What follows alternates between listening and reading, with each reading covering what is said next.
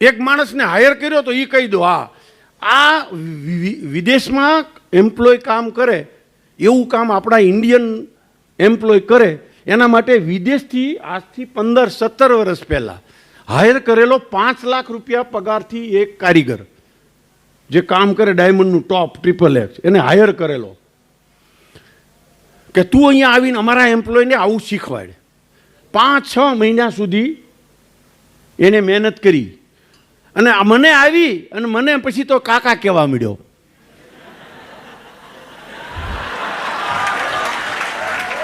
મને આવડે ઓછું આવડે ઇંગ્લિશ પણ મારા ધંધાનું હોય એટલે હું શબ્દો સમજી જતો હોય. જેમ ઓલા બેને સ્વાગત કર્યું ને કાંઈક કીધું એ કાંઈ સમજાણું નહીં પણ મારું જ કાંઈક કીધું પણ એમ સમજાઈ ગયું કે એને કાંઈક મારું સારું કીધું ને મને ઊભો થવાનું કીધું. હવે બધા જ ગુજરાતી ને અહીંયા ઇંગ્લિશમાં હું કામ મારી મેથી મારવી જોઈએ કરે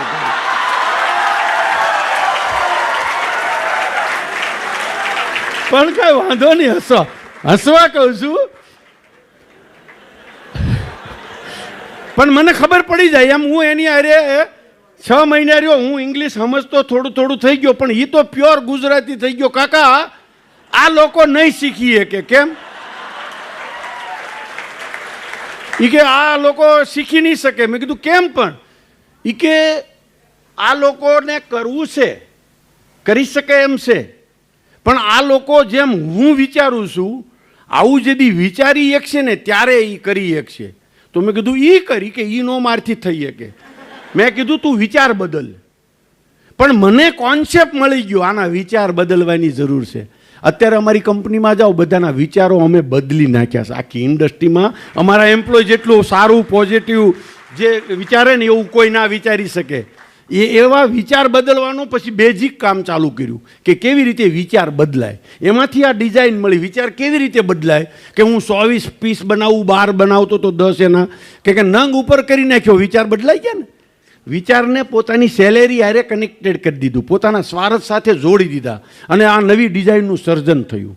આ પીડામાંથી આજ સુધી 15 વર્ષમાં એમ્પ્લોયની કોઈ દી તકલીફની વેઇટિંગ ચાલતું હોય આ ડિઝાઇનના કારણે પણ વિચારો ચેન્જ કર્યા. એમ આપણે ખરેખર છે ને વિચારોથી બહુ મોટા ભિખારી છીએ વિકલાંગ છીએ વિચારોથી ફિઝિકલી નહીં મેન્ટલી વિચારોથી વિકલાંગ છીએ.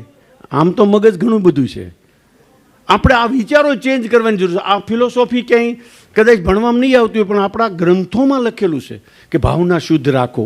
ફેક આપણને લોજિક આપ્યું છે પણ આપણે ભણી ગણીને હોશિયાર થઈને સંપ્રદાયને તો ક્યાંય મૂકી દીધા એની ઉપર ક્યાંય. હવે જે મોટિવેટર મારી જેવા આવીને કે ઓલા મેં તમને કીધું એમ આપણા ફાધર ને મધર આ જ કહે છે એનું નહીં સાંભળો પણ મારું સાંભળશો. મારી ઉપર તમને થોડોક હેત વધારે છે તમારે મારી જેવું બનવું છે એટલે નકર આમ તો હું કાંઈ દેખાડો નથી. સાંભળવાનું રીઝન બીજું કાંઈ નથી એમ. બાકી હું કાંઈ એવો મોટો કાંઈ દેખાવડોય નથી કે તો હું કાંઈ એવો કંઈ એક્ટર નથી મોટો કે ભાઈ ફિલ્મ લાઈનમાં. બાકી કાંઈ નથી. લોજિક આ જ છે. આ જ આપણા મા બાપ કહે છે અને આ જ આપણા ગ્રંથો કહેતા હતા પણ આજે મોટિવેટર થાય છે અને એ કહે છે એટલે સમજાય છે ત્યારે સંભળાય છે. નકર કાન તો આપણને 2 તેદી દીધા હતા એ સંભળાતું નથી. આપણે સાંભળવું હોય ને એ આપણે સાંભળીએ છીએ સામેવાળા કહે છે ને એ નથી સાંભળતા. નકર આ તો બધા ઘરે સંસ્કાર મળે જ છે. એટલે એને મેં શું કર્યું વિચારોથી ચેન્જ કર્યા. એટલે બે જ મારું કહેવાનો ભાવાર્થ ત્યાં સુધી છે કે દેવાની જે ભાવના હતી એમાંથી વિચારો આઈડિયા જન્મ્યા અંદરથી નીકળે છે. કેવી રીતે નીકળશે એ ખબર નથી. ખાલી એક જ મજબૂત પોઈન્ટ તમે પકડી રાખો કે મારે દુનિયાનો બેસ્ટ માણસ બનવું છે. મારા જે 5 સૂત્ર છે એમાંથી આ એક મોટું સૂત્ર પહેલું સૂત્ર એ છે કે આઈ એમ ધ બેસ્ટ. આપણે એક બેસ્ટ માણસ છીએ એક શ્રેષ્ઠ માણસ છીએ. આપણા વિચારો આપણું ચલણ આપણું વર્તન આપણો વ્યવહાર બેસ્ટ હોવો જોઈએ. બેસ્ટ દીકરો કેવી રીતે હોય બેસ્ટ પિતા કેવી રીતે હોય બેસ્ટ પતિ પત્ની જે કંઈ કહો બેસ્ટ બેટી દીકરી બહુ જો તમે કહો એ હું બેસ્ટ બનવાની કોશિશ કરું તમને ખબર નહીં રહે અને આખું વાતાવરણ બેસ્ટ બની જાય. તમારું ઘર આખું બેસ્ટ બની જાય તમારું આખું જીવન બેસ્ટ બની જાય. તમારું જનરેશન આવશે તમારું બાળકો ઓટોમેટિક બેસ્ટ એને કરવા નહીં પડે બેસ્ટ જ પેદા થાય. આ વિપસના તમે કરશો તો ખ્યાલ આવશે. તમે ભગવાન બુદ્ધની જે વિપસના, હું મારા વાતમાં ગમે ત્યાંથી આવી જાય છે, ગમે ત્યાંથી વિપસના કરીએ ત્યારે ખબર પડે કે વિપસના કેટલું મોટું ચમત્કાર કરે છે, વિપસનાથી કેટલા મોટા ફાયદા થાય છે.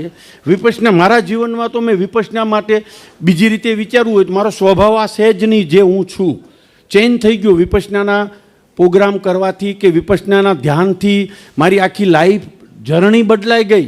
મારા ક્લિયરિટી, શુદ્ધતા પ્લસ થતું ગયું. થોડું ઘણું ભગવાનની કૃપાથી બાય બર્થ હશે, પણ એને ખાતર મળ્યું, પાણી મળ્યું, વાતાવરણ મળ્યું, ખરેખર એ બધા શબ્દો મોટા થયા જીવનમાં. એટલે તમે એક આઈ એમ ધ બેસ્ટ અમારું સૂત્ર છે ને, અમારા સ્ટાફ બધા જ આવું માને છે. આ અભણ હોય કે ભણેલો હોય, અમેરિકન હોય કે અમરેલીનો હોય, બધાને કામે લાગે કે આઈ એમ ધ બેસ્ટ. આપણે બેસ્ટ માણસ જેવું વર્તન હોવું જોઈએ, બેસ્ટ જેવું. કોઈ દુનિયામાં ભાળે છે કે નથી ભાળતા, કોઈને ખબર છે કે નથી ખબર.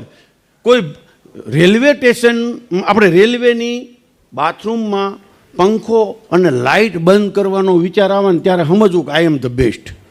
હલો, હોટલનું એસી બંધ કરીને આવી, 20,000ની હોટલમાં રાત રહે હોય અને એસી ને દરવાજોનો સાદર હરખી કરીને નીકળીએ અને નેપકિનથી મોઢાનો બૂટ ન લઈએ ત્યારે સમજવાનું કે આઈ એમ ધ બેસ્ટ. આપણે સાલા ત્યાં તો બીજો નાવા આવવાનો છે અને આપણે એ જ રૂમાલથી બૂટ સાફ કરીએ. અરે જામ સાહેબનો દીકરો જેણે હોય યાર, 25,000 દીધા તો હોટલ ખરીદી લીધી, બીજાનું કોઈનું વિચારતા જ નથી. હોટલમાં પૈસા ખર્ચા છે, આ મંગાઈ, અડધી ડીશ પડી રહેશે. જ્યારે એક દાણો ન પડ્યો રહે ને 25,000ની ડીશ ખાતા હોય ત્યારે સમજવાનું આઈ એમ ધ બેસ્ટ. આવા વિચાર આપણા વિચાર જીવન આરે જણાઈ જવા જોઈએ. પછી એને સંસ્કારની જરૂર નથી, એની આદત જ બની જાય. એને ત્યાં બાળક આવું જ જન્મે. હલો, એને વિપસના ખરેખર ન કરે તો આવું જ જન્મે યાર. આંબે કેરી જ આવે ભાઈ, બાવળીએ શું આવે? કાંટા. હાવ દીવા જેવું લોજિક છે. તમારા પાસે બધો શાંત છે. અમારે 60 વર્ષે જ્ઞાન થયું. તમારે તો હજી લગ્ન કરવાનું બાકી છે. તમે જેવી કેરી પકાવીએ કોઈ એવી પકાવશો. તમને આ લોજિક ને આ સાયન્સ કયો કે આ સમજણ કયો, પેલા ગામડામાં તો કાંઈ હતું જ નહીં ભલામણ. તમારા માટે તો ભગવાને બધા જ દરવાજા ખોલી દીધા છે. તમે દુનિયાનું બેસ્ટમાં બેસ્ટ કરી શકો, તમે નક્કી કરો એટલું બધું પામી શકો. આજે તમારી પાસે આ સમજણ છે, એજ છે, શરીર છે, સંપત્તિ છે. કારણ કે તમે બધા સંપત્તિવાન સીએ બન્યા કે હાવ ભિખારી તો ને મજૂરના દીકરા તો ન જ હોય તોય મા બાપે એટલી મહેનત કરીને બનાવ્યા છે. ઓકે, ગુડ ઇનફ છે. તો તમે આજે જે નક્કી કરો એ બધું કરી શકો. એમ તમારે નક્કી કરવાનું છે કે આઈ એમ ધ બેસ્ટ.